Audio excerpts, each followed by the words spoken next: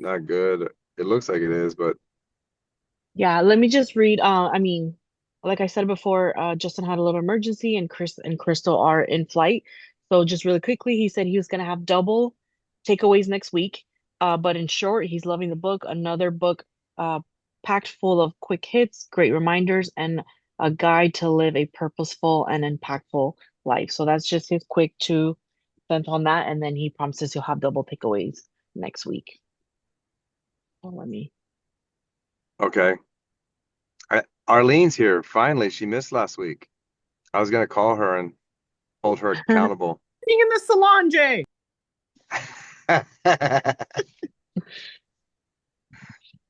I left a voice message for Lola to play. Did you play that, Lola? I sure did. I did play that for you. We got to hear it, but it's seeing your face is two different things. Yeah, that's true. True. I appreciate you. I got the OG version, by the way. I saw that one online. I didn't know if it was like, hi Martha. I didn't know if that was like super different than this one or not, but this one is like the quick short chapters. Yeah, The one OG I have at least that I thing. dropped. 1999. Oh wow. I listened to it. I listened to the first 33 chapters on Audible on 1.5 speed. And I'm telling you, it was, I mean, he was done in those with those chapters about every 5 minutes. It was amazing. It was really my first time powering through Audible. I'm a very tactile type of reader, needing the paper and the pages, even iPads or Kindles. They're okay. If you're on a long flight from San Francisco to Istanbul, you can power through it. But anyway, I'll jump in. I I felt the book there was a mirroring between Holiday and what Sharma wrote, and I really was able to take away and integrate those points. The part about the routine, that seems to be a big issue right now in my life, really sharpening like a diamond, those fine points on a diamond that do the reflection. And I use that metaphor because it really is when the light passes through the precious gem, it radiates. And so it's really that sharpening of those points that I'm really trying to um, express to myself. And the walking, the greeting people, we miss that. I really resonated with that, when he was in the grocery store or shopping or something. I don't normally get an opportunity to uh, just take an afternoon off and go to a bookstore. But I mean, that to me, I mean, so it's either should I go to the driving range if the weather's nice? Should I go for a walk or go to a bookstore? And so I'm like, well, that doesn't, it was sort of a balancing act for me. And I said, well, one of these days when you can find one, and they're probably here in Santa Cruz somewhere, but they definitely have a few in San Francisco and North Beach, in the more Italian section. There's some old haunts there that I'm going to um, probably visit. But I mean, those are really those refining points for me, are really important. So Holiday's book, Sharma's in the first 33 some odd chapters really landed heavily, and I've been integrating those chapters over the last several days.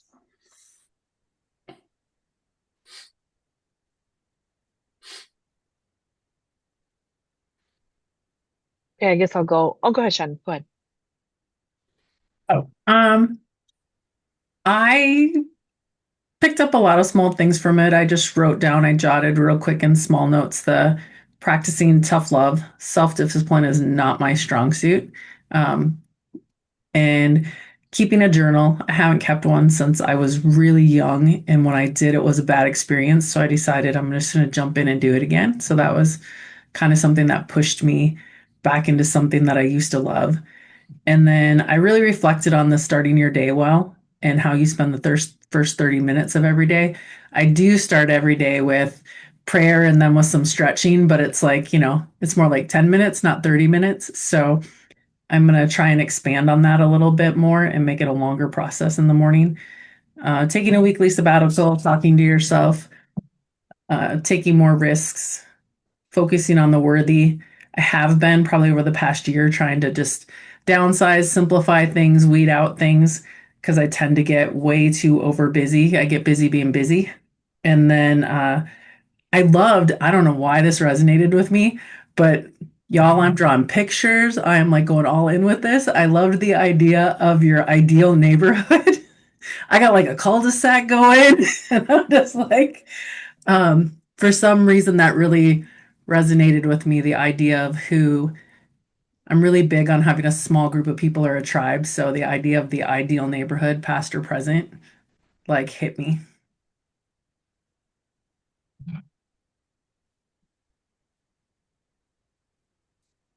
And that's all I got so far. I'll just jump in real quick and then I'll say some of the things that I highlighted. I did love the idea that you just said, Shannon, with the ideal neighborhood. I think for me too, yes, he's talking about past or present, and to literally think about like all these different people that are gonna shape however you think or act or anything. But I also took it as very, very literal, like my circle now, right? Like who's around me now, who's shaping and the mentality, the actions, and everything that's going on now. So I did write really big on that page, like who's in my circle now. And I'll just read some of the things I highlighted because these chapters are literally like a half page. So, I'm like, let me just see if I can grab something from each one. So I have here, I mean, other than the obvious live your life. There was another book that we had read, and it says something about start with the end in mind. Like if you could think about like the very first chapter is who will cry when you die, right? Are you living your life, or who are you impacting? And there was another book that we had read that said something about if you had to think of like your obituary or something, what would people say about you, right? And if they're saying all these bad things or whatever, how do you flip that and live already your life so that when that time comes, your obituary will be different. So that's what I was reminded of in that chapter, that very first chapter. The next thing I had was become more creative in the ways you show compassion to strangers. Because to your point, Ron, you know, I'm not really out there. Actually, I feel bad saying this, but even this morning, my best friend texted me and was like, somebody asked me to help her jump her car, and I said no. Does that make me mean? And I was like, well, I guess how did you say it or whatever? But why was that even a question? It's like, could you have helped her? Yeah. Why didn't you help her? She's like, I didn't want to. I guess I'm a girl. I'm just thinking I'm gonna get kidnapped or whatever the case was. But really, really at the heart of it is like, I didn't want to, you know? And then I literally had thought about that part. I'm like, dang, would I have helped somebody knowing that like a year ago it was me and I was outside waiting for an hour getting somebody to get to help me and nobody wanted to stop and help me. I was like, can you help me jump my car? No, no. And I was out there until I cried, basically. I was like, somebody please just help me. And then somebody finally did. But that shouldn't even been a question. Like, well, what was the thing? I should have been like, yes, that was me. You should have helped her or whatever. The other one was again the tough love. Shannon, I just put getting tough with yourself is actually a very loving gesture. And on the side, I put the ultimate test of self-love. Mine comes and goes. I'm really strict. Earlier last year or something, I went on the carnivore diet and I stuck to it. I was like, I'm not doing this, that, and the third, and I saw great results. I felt happy from it. And then when it was time to kind of enjoy a vacation I was on, by the time I came back, I had no discipline to restart it again. I didn't want to, even not that I didn't want to. I wanted to. I just didn't have, I guess, a goal in mind or a time frame to do it. I never got back to it the way that I did it that first time. And I'm like annoyed with myself every time I think about it. I'm like, just do it, but I don't do it. I don't do it.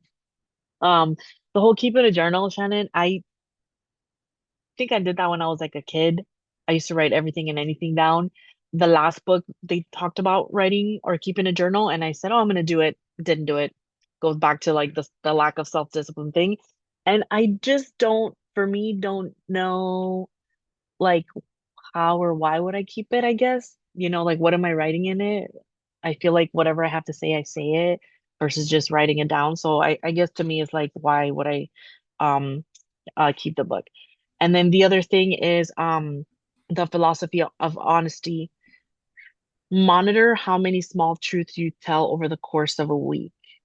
Um, I guess I didn't think about if I do that or if I like stay small lies or whatever the case is. But once I read that, I was like, I guess I'll like monitor it, right, whenever I remember.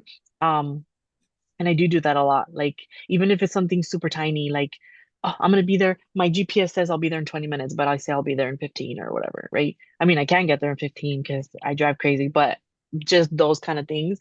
Um, I'm like, I do that a lot, especially with the people closest to me, which I don't know why that's a trend, why we do that. But it did say like become a person of your word, rather than being all talk, no action. What else do I have here? Let me see, guys. Sorry. The Platinum 30, the going to a place, it says here you need to go to a place where you can reconnect to our lives, missions, renew ourselves, refocus on the things that matter most. I used to have a prayer time every morning. Like literally, my alarm would ring, and I guess I had conditioned myself. Like when I heard the alarm, I automatically it was a literal reaction to the sound of the alarm. When my alarm would ring, I would literally go into a prayer. Thank you God for today, whatever. And lately I haven't that hasn't been happening, and I think it's because I wake up and I keep thinking to myself like I have so much to do today, like I should just get started. Even if I start early or than I'm supposed to work, whatever, like I just need to get started because then it'll be on my mind that entire me time of the morning. That'll be on my mind instead of on the actual stuff I'm supposed to be focusing on that morning. Um, I do love that the book is short, punchy, you get through it really quickly. I think there was a two of the other last things I'll just say really quickly is the become a kid again. I love that, and the whole like how they always stay imaginative, creative. They find the good things and everything, and even when they do see the bad things and other things, they literally brush it off their shoulders. It's like nothing to them. Like, oh well, it'll get fixed. Like that's literally the mentality. Like, somebody will fix it.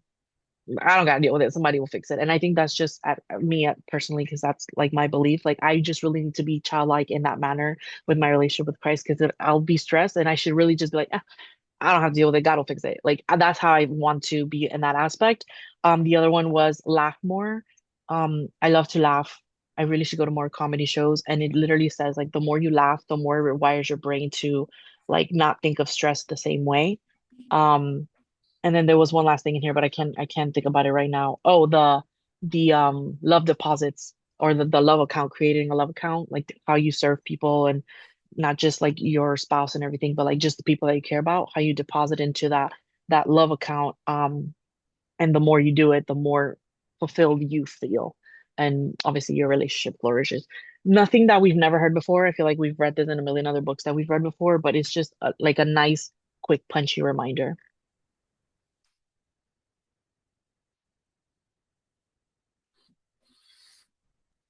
I'll go. Um, the way I tend to read, I don't, and that just in general, I found that first I used to kind of feel like it was a problem, and now I've decided I really like this about myself is I don't read just to like, okay, and absorb it and this that's it and great. I also have like I'm kind of like have like I'm curious and like critical thinking about it. Like sometimes I'm underlining like, ooh, I don't agree with that. you know, and then I like write in the margins like, why don't I agree with that? That's interesting. But I can read a book that I don't even like and still get a lot out of it because I'm it's challenging me to like, why is that bothering me so much? And what do I think about this? Um, and I'm really enjoying this book because of all the different aspects of things that I'm underlining, going, oh yeah, that's so good. And other things I'm like, or just curious about. So I feel like this book, as with most books, is doing that for me where I'm just looking at it so many different angles. And I tend to be that person that looks at things from a different perspective and kind of goes, really, but maybe, huh? So, so many things you already touched on, Lola, that I really enjoyed. And also, um, the tough love, I was like, oh yeah. And then I paused and I was like, oh, so that was one of my moments where he says, as I teach in one of my seminars, the tougher you are on yourself, the easier life will be on you.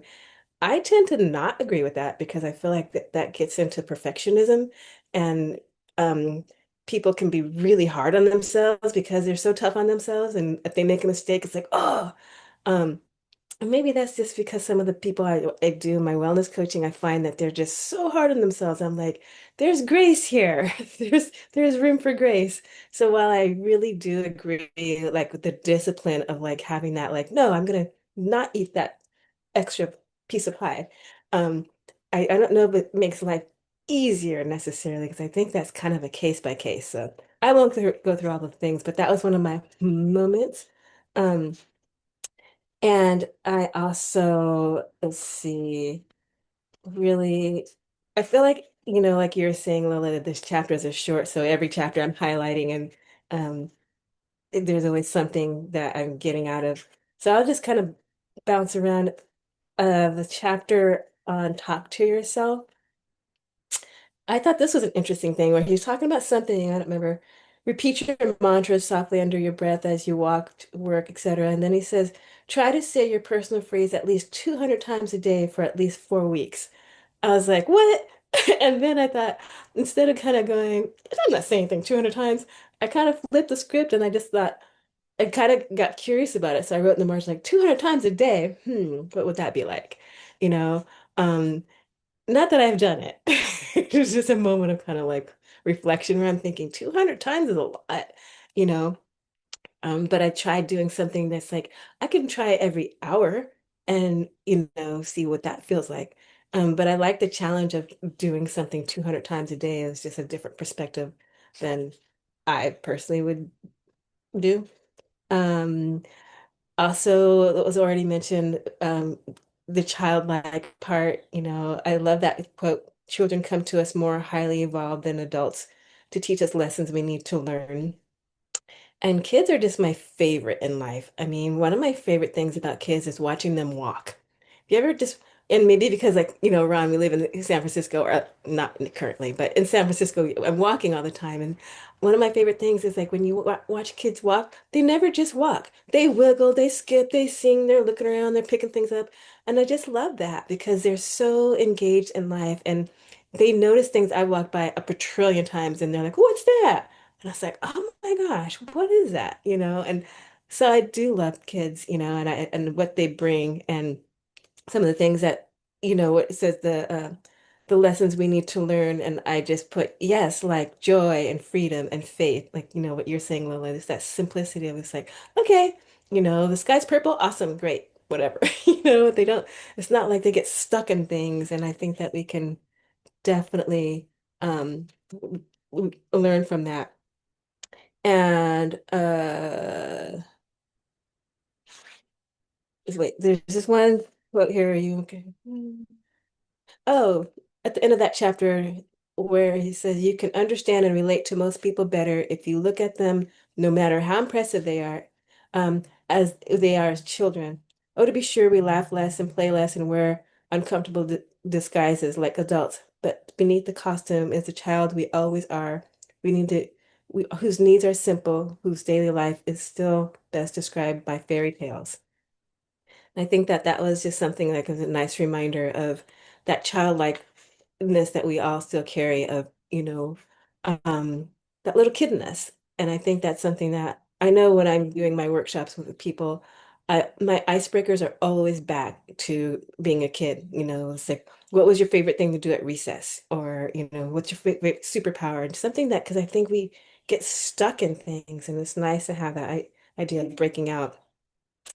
So also love the ideal neighborhood. I feel like Lily, you touched on a lot of things that I'll skip, looking to say ditto. Um, and um, I loved the part about the temple. and the working out. I thought that was really good. And I wrote, I have never regretted going to the gym, only the times that I haven't, And so even if the workout's not that great, I never regret going. It's only the times that I haven't gone that I'm like, oh. And love the laughter uh, chapter. And it reminds me because one of the things I do on a regular basis is just watch social media videos that make me laugh, And one of the things that this chapter on laughter reminded me of is I don't know if you've ever seen it, where they have someone who is hilariously laughing out loud at a bus stop or on a subway, like really loud, like socially unacceptable loud. And people are like, but they just keep laughing, and then people kind of start pointing and then smiling. So you see this evolution of people like on the train, just like, you know, and then they're looking at the person and then they're smiling and then they start kind of giggling, and this person continues to laugh louder and harder until the whole train or bus stop, people are smiling or laughing. And I just love that. I've seen a couple of different um, iterations of that. That I just get a kick out of it. So that's my thing. Is I can go on reels for a minute and just be lost cracking up on things that, I've had people kind of knock on my door. You okay in there? Because I'm just howling, laughing about things. And so that's an easy way for me to just start laughing more. But I loved that whole where he's talking about his friend had that resolution, like, hey, 2026, I'm gonna laugh more, And so I wrote that. It's like, yes, 2026, the year of laughter. Why not? And just how good it is for us. So I can go on, but that's mostly things that stand out for me.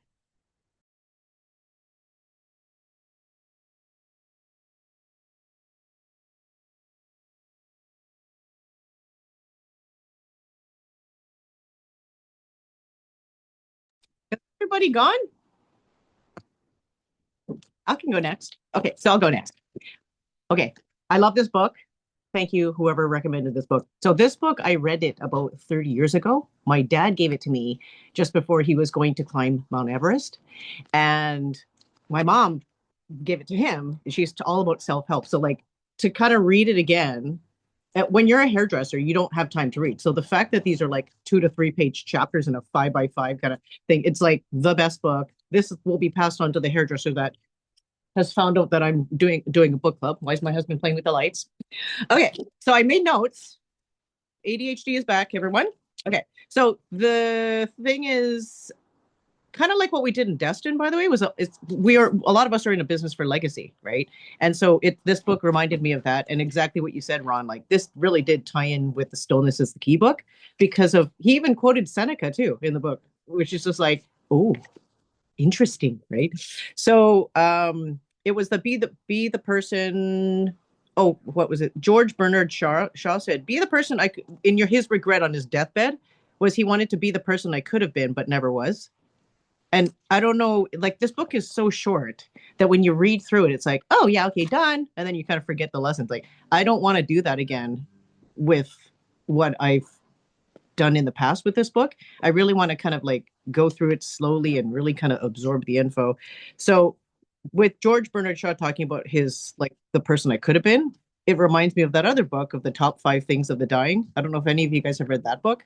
It's like this nurse who she talks about the 5 regrets from the people who are dying that she's met. And one is like, I wrote them down, like courage to live a life. What are you doing, darling? The lights keep going on and off. Hello? Okay, my husband's fiddling with the lights. I apologize. Okay, so courage to live a life, a true life to myself. The second one is I wish I hadn't worked so hard. 3 is courage to express myself because a lot of people don't. And at 54, I really started using my voice because I just came from a life where I wasn't allowed to. And so stay in touch with friends, let myself be happier. This section reminded me of Destin, where it was all about the replenishing part and making sure you take care of yourself. Hence I don't want to regret when I die. And the other interesting observation, like if you go through the chapters, I always say like life is choice, right? Because as a hairdresser, I observe the people who kind of are the victims of their life, and then I see the people that are survivors, and they're like, you know what? I'm getting up again. No, I'm getting up again. And it's like it really is a choice. So when I say it to people, sometimes people get really offended when I say it's a choice. It's a choice for us to react. And so when you actually read the actual chapters, every single one is a choice that we can consciously make. And so and it really doesn't matter what challenges or circumstances you came from, as we all know people who've come from the darkest places. Yeah, you can either be a victim or take control. So that's why I like that chapter on the tough love and you guys were talking about, and self-discipline and like scheduling in life. I really like that replenish thing that we all went over. If you were in Destin, it was a program about taking care of yourself and the things that really fill your it ties into that love account. Like there's a book about your filling your love bucket. And when you there's people that will take the love out of you and drain you till you're bone dry, and then there's people that will really fill your bucket, and I feel like all of you guys fill my love bucket, so thank you for that. Let me see. La, la, la, la. So the journaling part, I wanted to share the journal thing for Lola and others who don't journal, is this thing. Have you ever seen the 5-minute journal? You can get it from like Indigo. It's like the journal for those who don't like journaling. Okay. So all you got to do is you write down 3 things you're grateful for, like 5 minutes a day, really. So like if you don't like journaling, get this one. Okay, Lola? It's called the 5-minute journal. And you just literally just have it right beside the bed, do your 3 things, and then at nighttime you do your 3 things. So that's for the journalers who don't like journaling. And I found that doing that, it's got me into other journals and just real bullet point. Let me see the other chapter I liked. Oh, the part about honoring the past.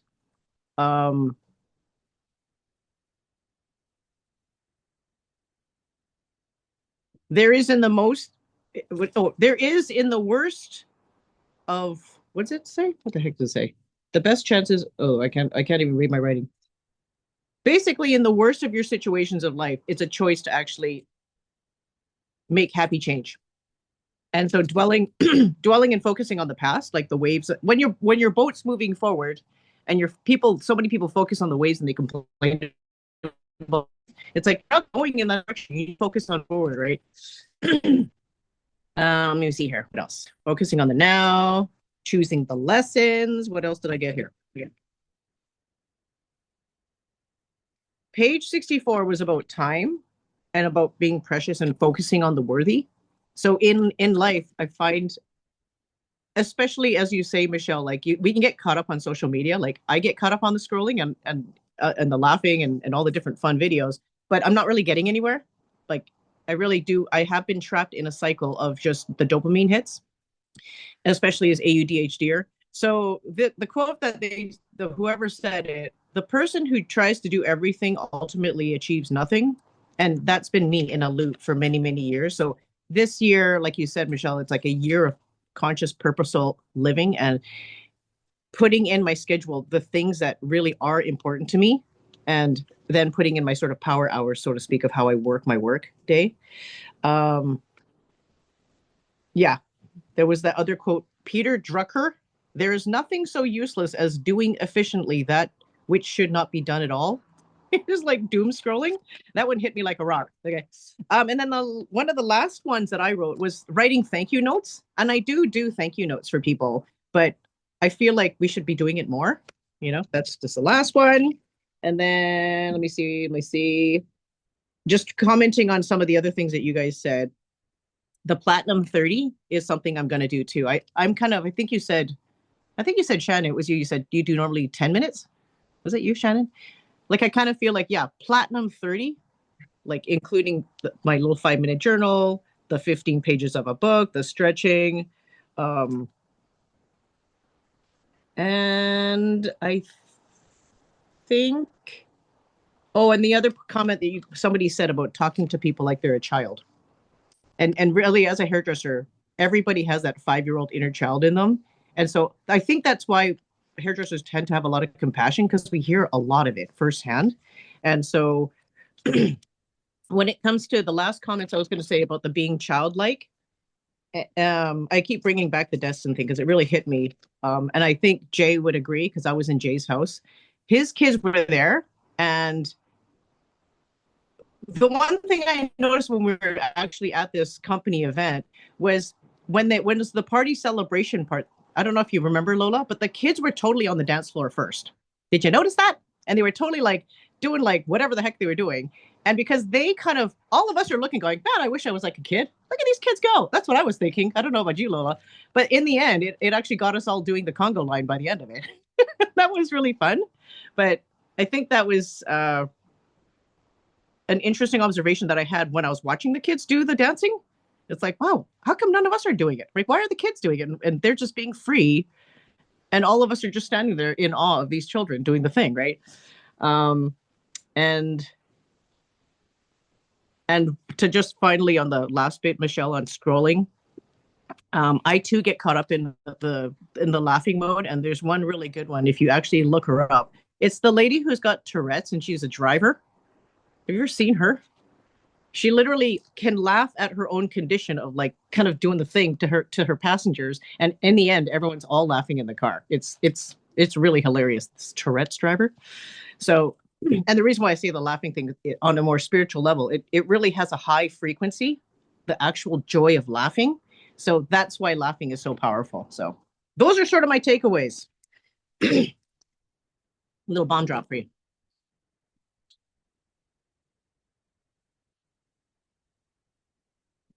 I don't know if Darren or Martha want to share. I don't know if Jay's Hey, I can jump available in. to share.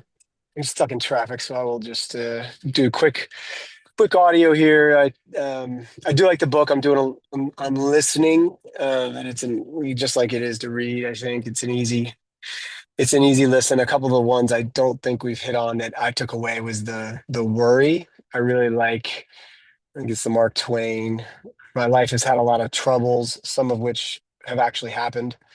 And how much we basically the physical response to worry is like 90% like the action actually happened. So you're just putting yourself through whatever you're worrying about.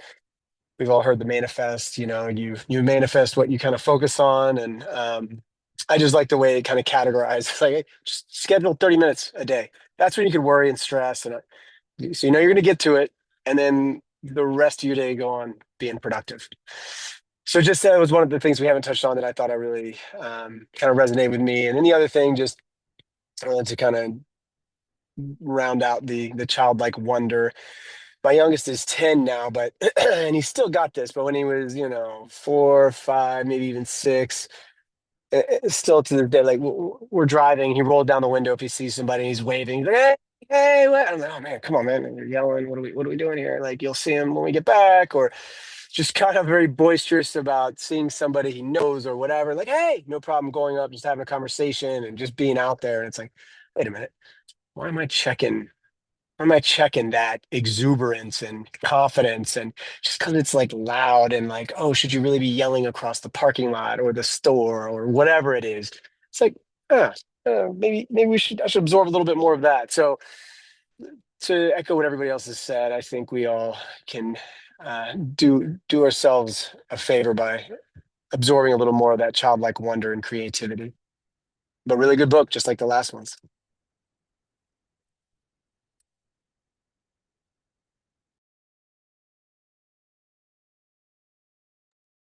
Okay, I'm not sure if Jay or Martha are going to share, but we don't have a next book picked out yet. I don't know if we'll probably find some. I know Chris has been sending me some options, and then we'll drop some in the Facebook group or the chat or something, and then see what we can land Hey on for the guys, next I'm one. here. Oh, okay. Go ahead, Jay. I'm here, you guys. I'm trying to pull my book up, but it's not pulling up with all my notes in it. Oh wait, maybe it did. Hold on. I just don't have a good connection. That's why I got my camera off. Um, I mean, a lot of what you guys said. I mean, I mean, I've already read like 150 pages because it's just, I mean, the chapters just go so fast. And I just, a lot of his books are very, very similar. He speaks about a lot of the same things over and over and over again, which, I think reiteration is, the king of memory and being able to implement stuff. But, you know, like a couple of things, time is your most precious commodity, and yet most of us live our lives as if we have all the time in the world. And the real secret is getting control of your life, is to restore a sense of focus in your day. And this around these chapters, my daughter Sky's been coming to my office every day, like after school, and she wants to hang out with me, and then she wants to sit in my lap in the middle of me working, and I'm on a call or whatever, and last night, I was just thinking about this, and I never want to reject her ever again. If she wants to sit in my lap, I'll find a way to work and do that, because that's going to fade. That's going to go away probably very, very soon. And so I want to make sure that I capitalize on all of those moments, because, 6 years from now, she's not going to want to sit on my lap or probably even want to spend that much time with me. So I want to take that all in. So that was something that I really like that he said. And then the real secret to life is abundance. Stop spending your day searching for security and start spending your time pursuing opportunity. Kind of just talking along the lines of risk. So anyways, I love this book that's followed right after the stillness is the key. Really love these two books tied together. And Lola, we'll send the books out today. I thought we had some books picked out, but we'll send the books out today to kind of tag on to these. I don't know. I was going to ask you, did we read Tuesdays with Morrie in our book club? Do you know? No, we haven't. So, I mean, I don't know how you guys feel. It's one of the books that he suggested in here. And I remember reading that book, probably one of the first books that I ever read. And I feel like it's a good tag on to this if you guys want, or we can do more of a nuts and bolts book. But I really like these two last books. Just a very, very light start to the day, very easy read, and just kind of a reminder of what's important in life. And I think Robin always does a good job of just bringing everything home. And even when it's talking about time and balance and all those things, which I need constantly reminder of those things. So I absolutely love it. And I love more being with you guys. And thanks for the Arlene, you're very true.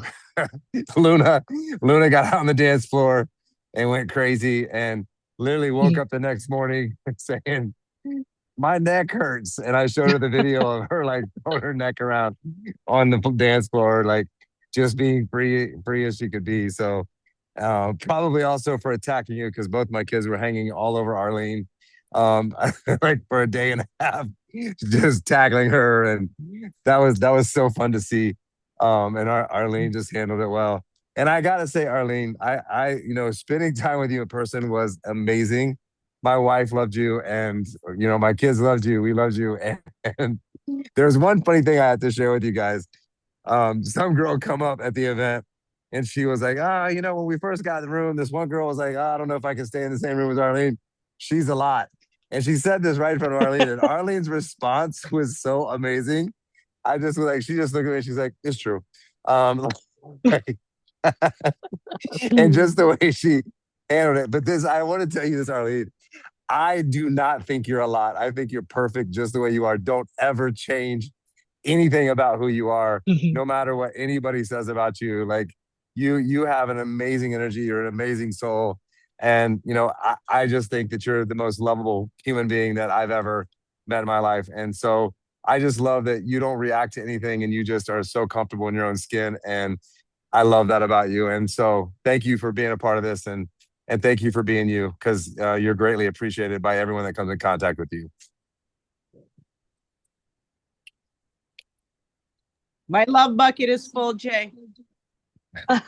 Well, ours is still filled up from that trip. So, all right. So if you guys want to do Tuesdays more, just put it in the chat and we can do that next. Or if you guys have any other suggestions that you would like to read, or anything on your bookshelf, or, you've heard about, like, this is obviously a democracy, and we like to hear, because there's a lot of books that people discover that we don't know about, that's out there. So Darren, you have anything, or anybody on here have anything?